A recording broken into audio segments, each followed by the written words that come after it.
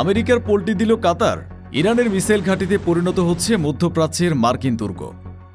Israel কাতারে হামলা করেছে, এই খবরটা সবাই জানে।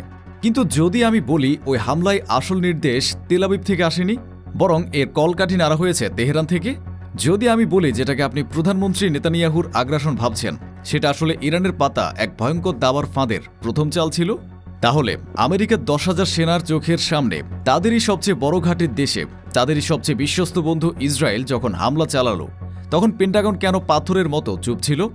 এটা কি নিছকই কূটনৈতিক ব্যর্থতা, নাকি এর পেছনে লুকিয়ে আছে কোনো ভয়ঙ্কর বিশ্বাসঘাতকতার গল্প? আর সেই ভুলের সুযোগ নিয়ে আমেরিকার চিরশত্রু ইরান কেন হঠাৎ কাতারের ত্রাতা সেজে হাজির হলো? কাতারকে ঠিক কি এমন অবিশ্বাস্য প্রস্তাব দিল যে কারণে কাতার আমেরিকানদের ছুঁড়ে ফেলে ইরানকে মধ্যপ্রাচ্যের সবচেয়ে ভয়ঙ্কর মিসাইল ঘাঁটি তৈরির সুযোগ দিল? আর কাতারের বুকে ঠিক কোন কোন প্রাণঘাতী মিসাইল মোতায়েন করতে যাচ্ছে ইরান, যা শুনে শুধু ইসরায়েল নয়, ওয়াশিংটনের ঘুম হারাম হয়ে গেছে। কিভাবে ইরান এই একটি সংকটকে ব্যবহার করে আমেরিকার দুর্গে নিজেদের পতাকা পুঁতে দেওয়ার সুযোগ তৈরি করল? এই সব কিছুই কি আসলেই নেতানিয়াহুর একটি বেপরোয়া সিদ্ধান্ত ছিল, নাকি আমরা সবাই ইরানের এক সুগভীর মাস্টার প্ল্যানের সাক্ষী হচ্ছে, যেখানে তারা শত্রুকে দিয়েই শত্রুর বিনাশের মঞ্চ প্রস্তুত করেছে? আজকের ভিডিওতে আমরা ডুব দেব পর্দার আড়ালের সেই খেলায়, যেখানে গোয়েন্দা সংস্থা, গোপন চুক্তি আর ক্ষমতার লড়াই মিলে মিশে একাকার হয়ে গেছে। শেষ পর্যন্ত দেখুন, কারণ আজ আপনি যা জানতে চলেছেন তা মধ্যপ্রাচ্যের ক্ষমতার মানচিত্র আপনার চোখে চিরদিনের জন্য বদলে দেবে। আমাদের প্রথম প্রশ্নের উত্তর খুঁজতে হলে কেন ইসরায়েল হামলা করলোর চেয়েও গভীরে যেতে হবে। প্রশ্ন করতে হবে, ইসরায়েলকে কে বা কোন পরিস্থিতি এ হামলা করতে বাধ্য করল? বহুদিন ধরে ইরান আরব বিশ্বকে একটি কথা বোঝানোর চেষ্টা করে আসছিল, আমেরিকা এবং ইসরায়েল নির্ভরযোগ্য বন্ধু নয়, তারা বিশ্বাসঘাতক। কিন্তু আব্রাহাম অ্যাকর্ডের পর সৌদি আরব, আরব আমিরাতের মতো দেশগুলো ইরানের এই সতর্কবার্তাকে পাত্তা দেয়নি। তারা ভেবেছিল আমেরিকার সুরক্ষা এবং ইসরায়েলের সাথে বন্ধুত্বই তাদের নিরাপত্তার চাবিকাঠি। তারা বিশ্বাস করেছিল সে প্যাক্স আমেরিকানা বা আমেরিকান শান্তির ছাতার নিচে, যা কয়েক দশক ধরে মধ্যপ্রাচ্যকে স্থিতিশীল রেখেছে। কিন্তু থিঙ্ক ট্যাঙ্কগুলো যেমন Washington centre for strategic and international studies CSIS তখন থেকে সতর্ক করছিল যে এই শান্তি ছিল ভঙ্গুর এবং এটি মধ্যপ্রাচ্যের শিয়া সুন্নি বিভেদকে আরও গভীর করে তুলেছিল। এই বিশ্বাসই ছিল তাদের সবচেয়ে বড় ভুল।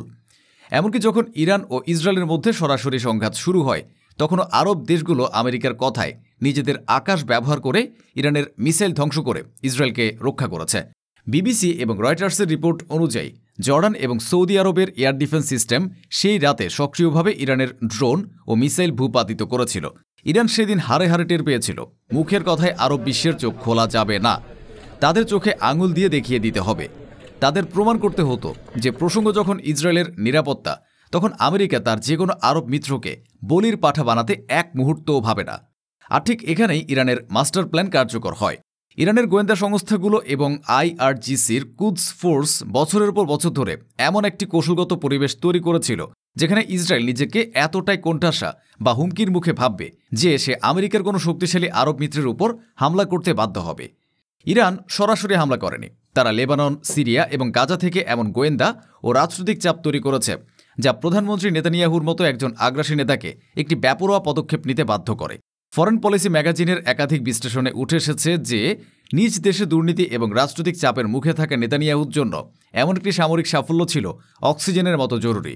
ইরান নেতানিয়াহুর এই মনস্তাত্ত্বিক দুর্বলতাকে নিখুঁতভাবে ব্যবহার করেছে। তারা জানত একজন কোণঠাসা নেতাই সবচেয়ে ভয়ঙ্কর এবং অনিশ্চিত চাল দেয়। কাতার, যেখানে হামাসের রাজনৈতিক নেতৃত্ব রয়েছে এবং আমেরিকার সবচেয়ে বড় ঘাঁটি রয়েছে, সেটি ছিল সেই নিখুঁত টার্গেট। ইরান জানত এই একটি হামলাতে আরব বিশ্বের মোহমুক্তি ঘটবে। হামলাটি করেছিল ইসরায়েল, কিন্তু সেই হামলার মঞ্চ প্রস্তুত করেছিল ইরান। নেতানিয়াহু ভেবেছিল তিনি চাল দিচ্ছেন, কিন্তু আদতে তিনি ইরানের পাতা ফাঁদে পা দিয়েছেন। ফাঁদ কার্যকর হয়েছে, কাতার অপমানিত, আরব বিশ্ব দ্বিধাগ্রস্ত এবং আমেরিকা নীরব। এবার মঞ্চে প্রবেশ করল ইরান, তবে এবার শত্রু হিসেবে নয়, একজন সম্ভাব্য রক্ষাকর্তা হিসেবে। ইরান কাতারকে একটি অবিশ্বাস্য প্রস্তাব দেয়, যা ছিল সরাসরি আমেরিকার গালে একটি চর। ইরানের পার্লামেন্টের প্রভাবশালী আইন প্রণেতা মোস্তফা জাই সরাসরি বলেন, মার্কিন বাহিনীকে আপনি পবিত্র ভূমি থেকে বহিষ্কার করুন, আপনাদের সুরক্ষার দায়িত্ব আমাদের। ইরানের সর্বোচ্চ প্রতিরক্ষা বাহিনী IRGCর হাতে থাকা অপ্রতিরোধ্য ফাত্তাহ হাইপারসনিক ক্ষেপণাস্ত্র আমরা কাতারে মোতায়েন করতে প্রস্তুত। ফাত্তাহ, এটি শুধু একটি মিসাইল নয়, এটি একটি গেম চেঞ্জার। শব্দের চেয়ে বহুগুণ গতিসম্পন্ন এই অস্ত্রকে থামানোর প্রযুক্তি এই মুহূর্তে কারও কাছে নেই। এর মানে কাতারে বসে ইরান কয়েক মিনিটের মধ্যে তেল আবিব থেকে শুরু করে পারস্য উপসাগরে থাকা মার্কিন নৌবহর পর্যন্ত যে কোনো লক্ষ্যবস্তুকে ধুলোয় মিশিয়ে দিতে পারে। কিন্তু প্রস্তাবটি শুধু ফাত্তাহ মিসাইল ছিল না। বিভিন্ন সামরিক কৌশলবিদ এবং টেলিগ্রামের OSINT চ্যানেলগুলোর মতে ইরান একটি পূর্ণাঙ্গ A2 বা AD বা অ্যান্টি অ্যাক্সেস বা এরিয়া ডিনায়াল প্যাকেজ অফার করেছে।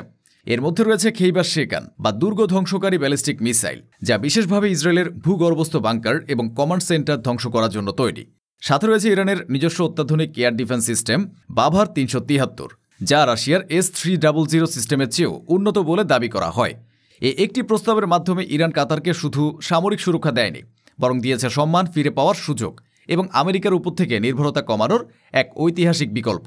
ইরান বুঝিয়ে দিয়েছে মধ্যপ্রাচ্যে ক্ষমতার ভারসাম্য এখন বদলেছে।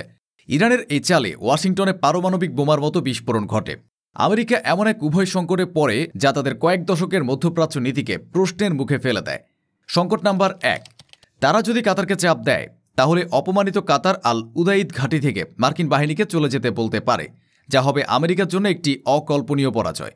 আল উদাইদ শুধু একটি বিমান ঘাঁটি নয়, এটি আমেরিকার সেন্ট্রাল কমান্ডের ফরওয়ার্ড হেডকোয়ার্টার, পুরো অঞ্চলের ড্রোন অভিযানের হাব এবং স্পেশাল ফোর্সের লঞ্চপ্যাড।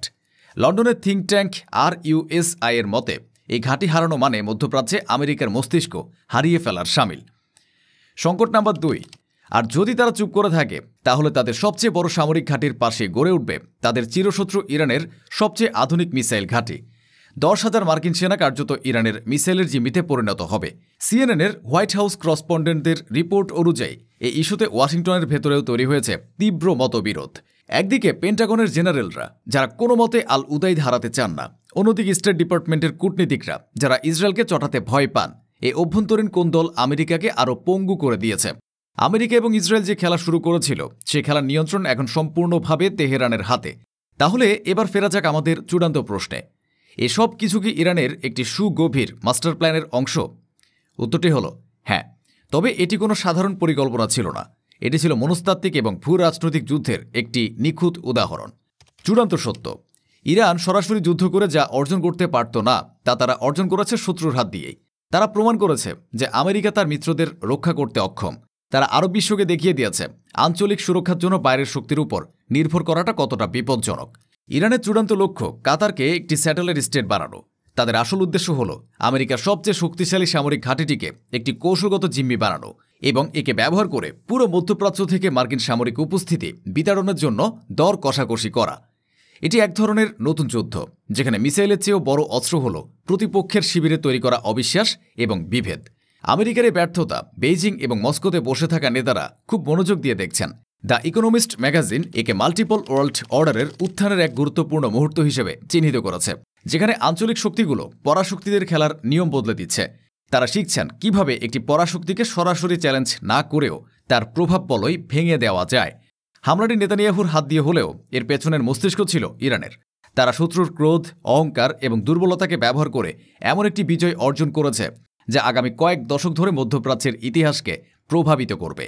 ভূরাজনীতির সবচেয়ে বড় চালক সে নয় যে সবচেয়ে শক্তিশালী অস্ত্র ব্যবহার করে, বরং সেই যে প্রতিপক্ষের অস্ত্রকেই নিজের বিজয়ের কারণ বানিয়ে ফেলে।